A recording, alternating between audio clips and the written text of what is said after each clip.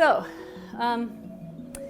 forgive yourself and ask for forgiveness from your child. Do not assume it.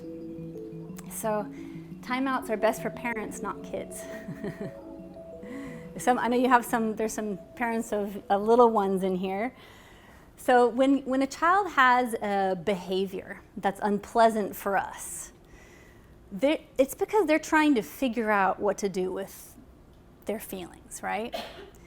So when we get angry or frustrated with that, it's not really teaching them what to do with their feelings. It's just it's confusing them about, oh, my dad or my mom is angry with me. What's wrong with me? Then they either learn to please, or they learn to avoid you, or they learn how to be inauthentic. So whenever you're feeling like you sort of like you're carrying the stress, just allow yourself to take a break, right? You don't have to be present all the time for your kids, especially when you have younger kids. The favorite sanctuary can sometimes be the bathroom with a locked door. Do you know what I mean? Parents of younger kids, right? So whatever you need to do, that's okay. But the problem is because we have mirror neurons, and especially our kids mirror us neurologically. So if you come home and you're carrying a lot of stress, and this is true for just as much for our teens as it is for our little 1 and 2 year olds. But when you come home and you're really carrying that from your day, or it's maybe from yesterday, it hasn't gone away, and they see you and they immediately feel the same way. Because that's what humans do. We mirror each other's emotions neurologically. And they're trying to figure out what's wrong with me, why am I feeling this way, or why is mommy or daddy feeling this way. Whereas when we're in that place of stress, giving ourselves a timeout can release them from that burden of having to try to figure us out. So we all mess up. So when you do yell at your kids, and we all do, and we all make mistakes, or we all have grouchy times, or times when we wish we hadn't said a certain thing, or we wish we hadn't rolled our eyes, or whatever it is that we do, just fess up, right? What's your child's name? Let's go with Alex. He's the oldest. Alex. Okay. And how old is Alex again? 11.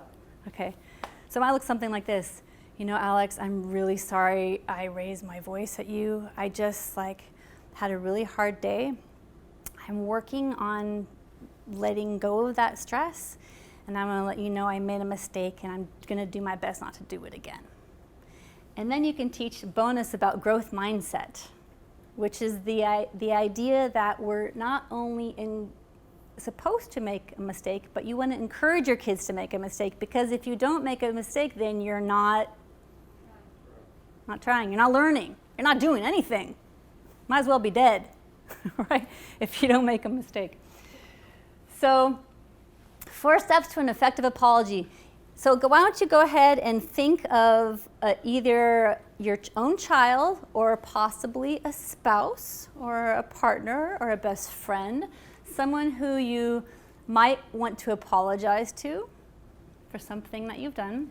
But there's a couple of steps. You want to get down and make eye contact, or be on your tippy toes if you have a teen to make eye contact. Ask for a hug if that's something that your family is comfortable with. It's not always for some families. And then ask your child for help. So you have someone in mind, and you can make it up. You can prepare for the future, because we are parents and we are going to make mistakes, even if you don't have something in mind. And if you're not a parent, you can just think of something in life that you might do, or you might want to apologize for in the past. And if you can get in a pair, so I had you guys sit together, so thank you. And we're going to take a couple of minutes and to practice with each other.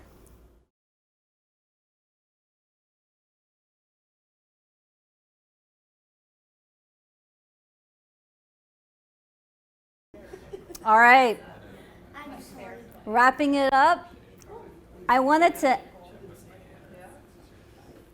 emphasize how important this last sentence is. Would you like to help me remember to take a deep breath if this happens again? Why is that so important? How would you feel if someone said that to you? It's disarming. You can't really They do get that. power. They get power. That's what the word I was looking for, Orion. Yeah. You feel, They feel powerful and they feel like, oh, so I have a choice. So should he do that again? that's exactly right. That's exactly right. Use their power. What if the children abuse their power? Take a deep breath. Take a deep breath. No, sit down. Daddy, time out. You need time out. No more cookies for you. Well, here's what sucks about being a kid. People always have power over you. Kids are always being bossed around and being told what to do. It's not pleasant. Who remembers?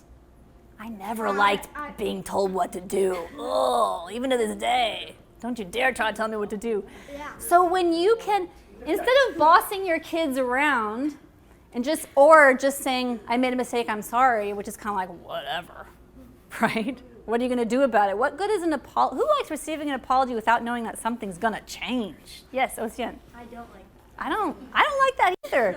So when you give your kids the power, or your spouse, or your friend, right? You see how this isn't diminutive. It's powerful language. Then it changes the whole feeling of the apology. It feels like something is actually going to get done. And if they can't trust you to remember, they'll remind you. Well, good, because I forget. There's a lot to remember when you're raising kids. So healing routines are essential as well. There's something called family meetings, which we do about once a week. It's basically kind of a democratic way of having people talk about what they want to change in the family.